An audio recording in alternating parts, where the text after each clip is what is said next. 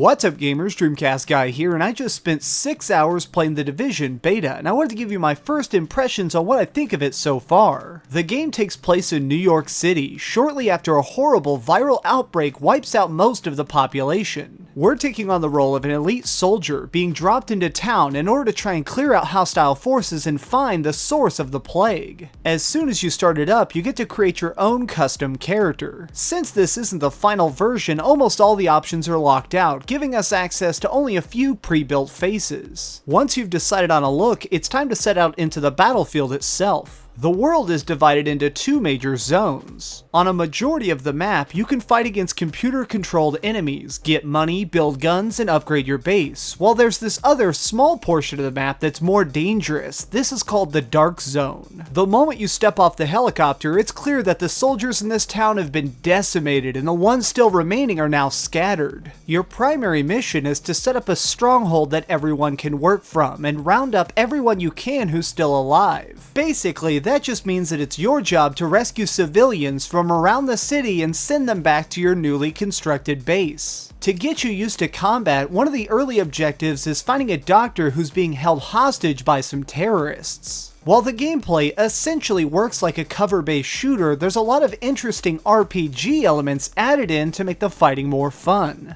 Killing enemies gives you experience to level up, which in turn gives you extra talent points. These can be spent in 3 separate skill trees. Medical for healing yourself and your squad, the technical tree which gives you great gadgets like this landmine launcher, and finally security, which ups your defense in a variety of ways. Expanding your ability options is about more than just simply leveling up, it's also about the side quests that you do. If you save a bunch of scientists, gather up some good intel, and send it all back to base, then they might build you a robot machine gun to use in battle.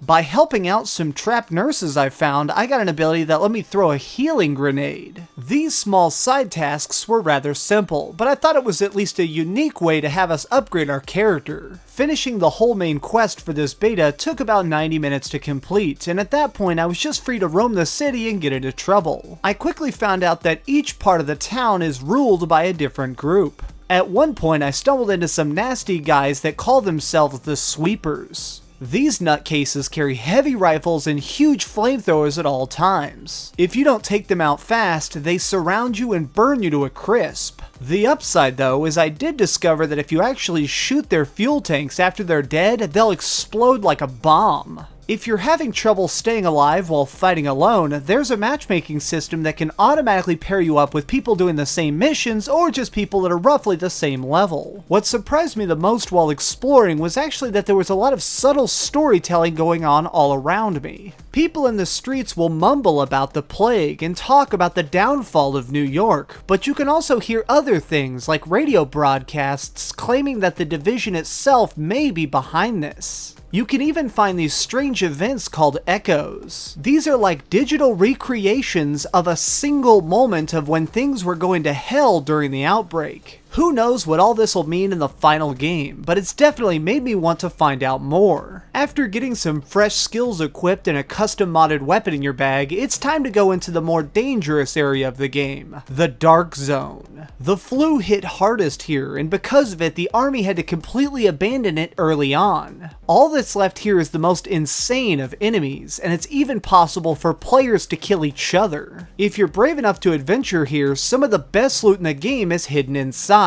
But there's a catch. The virus is so bad that anything you pick up here is infected and unable to be used until it's safely extracted by helicopter. Anytime you pick up an infected item, it's held in a huge yellow pouch on your backpack. If someone sees you, they're gonna know that you're carrying goods. Until you can get it safely evac'd, if you die, anybody can take it off your body. At one point, I was checking out these subway tunnels to see if there was a fast way to get around the zone without being seen, and I happened to find some loot. I now had to make my way back to the surface and fire off my flare where nobody would find me. Unfortunately, as soon as I got up there, people immediately started tracking me. At the exact moment that I thought I was totally screwed, suddenly another team came up and ended up attacking the squad that was hunting me. We joined forces, wiped them out, stole their loot, and put it all on on the chopper for safe evac. Moments like this sound brutal, but this was the truly exhilarating thing about the Dark Zone. You never knew who was a friend or who was a foe until it was too late. The Dark Zone and the PvE Zone are very different places to play, but they both have very cool facets to them. Saving characters and earning extra skills made my character feel powerful, and then using these new skills in the Dark Zone worked awesomely. Overall, I really enjoyed my time with the game. I just had one major issue. There's a core function of the combat that really annoys me. Like any RPG, your weapon does a set amount of damage. Say you're holding a gun that does 20 to 30 damage per shot. If you shoot somebody in the head, it's a critical hit and thus does double damage. This feels oddly out of place compared to the rest of the game. If I really like using a slightly weaker gun because it has a good scope and I can shoot people in the head from a long way away, it seems weird that I could shoot them in the head 10 or 15 times and they're fine. Personally, I think critical damage should do 10 times what it currently does. Make it so a headshot truly hurts. Make it something that's worth taking the time to line up that perfect shot. Other than that, I think this plays exceptionally well, and I look forward to reviewing the full title at launch. Thanks so much for watching, gamers. This has been DreamcastGuy with another review. If you enjoyed this video, please give it a thumbs up, share with your friends, and subscribe if you haven't already. But do me the biggest favor of all and keep dreaming. And I am so sick, I am losing my voice bad.